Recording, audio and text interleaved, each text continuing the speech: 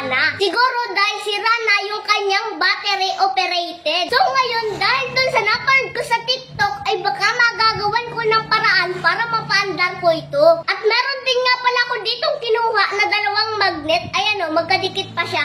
At ngayon ay ipapa-assemble ko kay Papa at susubukan namin kung legit nga ba talaga yung napanood namin sa TikTok. Tara, let's go mga kakulit! Kaya naman pumunta na rin agad ako dito sa aming istante para kumuha ng tape. At ngayon naman ay ipapa-assemble ko naman kay Papa yung napanood ko sa TikTok. Nang dahil lang sa dalawang magnet ay napakinabangan niya yung kanyang the remote control na sirang laruan. At ngayon nga ay medyo tabingi pa yung gulong kaya naman inayos na muna ni Papa. Ayun nga mga kakulit at yung napanood nga natin sa TikTok ay yung magnet ay dito nakalagay sa unahan. So hindi nga kami mga kakulit magkaide dahil itong magnet nga ay malapad tapos itong unahan ng kotse ay manipis. Kaya naman kapag binaba, yan o, sumasayad siya sa lupa, sa simento. So ngayon mga kakulit ay susubukan namin ni Papa na dito ilagay yung magnet sa huli. Yan o, dahil medyo malapad din siya. Dahil dito nga sa unahan ay manipis lang siya at sumasayad sa simento. Oh.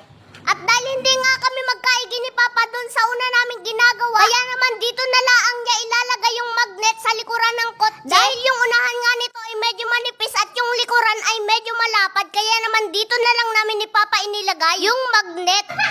So ayun mga kakulit at gumagana na nga siya, tingnan nyo. Yun o. Oh. Ayun pa. Nagano na. So ayan mga kakulit at hindi nga siya magkaide na ilalagay namin itong isang magnet dito sa kanyang hulihan. Ganito kasi mga kakulit ang nangyayari kapag inilalagay namin itong magnet dito sa hulihan ay umaangat yung kanyang unahan. Yan o. Oh. Kasi medyo mabigat nga yung kanyang magnet kaya naman umaangat yung kanyang unahan. Yan o. So ngayon mga kakulit ay kukuha na lang ako ng steak tapos panoorin nyo kung ano naman yung idea na gagawin ko.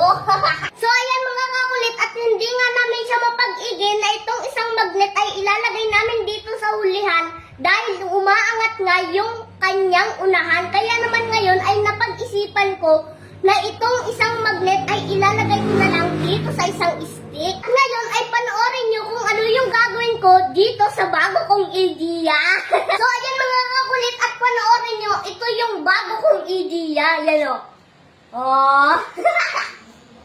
Diba? Yan o. Oh. So diba nga mga kakulit ay meron kaming nabibili na mga laruan na merong mga kabayo, agila, ibon na tinutulak lang namin siya. Na parang ganito mga kakulit o, panoorin nyo. Oh. Diba oh. So ayan mga kakulit o, walang kadaya-daya. Oh. Oh. Gamit lang ang dalawang magnet. Napaandar na siya. Oh. So ayun mga kakulit at panoorin nyo yung mga laruan na binibili namin dati. Ganito yun o. Oh. Yan o. Diba? Mga kakulit o. Oh. Diba? Wonder niya o. Oh, babalik naman mga kakulit. Oh. Diba? Ang galing! Yan o! Wonder na siya. So ayan mga kakulit at subukan nyo na rin yung ganitong idea sa mga sira nyong laruan. At sigurado ako 100% mag-i-enjoy ang mga katulad kong mga bata. So ayan mga kakulit, panoorin nyo. Wow! Ang galing! Nakaka-enjoy naman oh! Ang galing niya! Oh! Ayun mga kakulit, babalik naman. Wow! Ang galing talaga niya.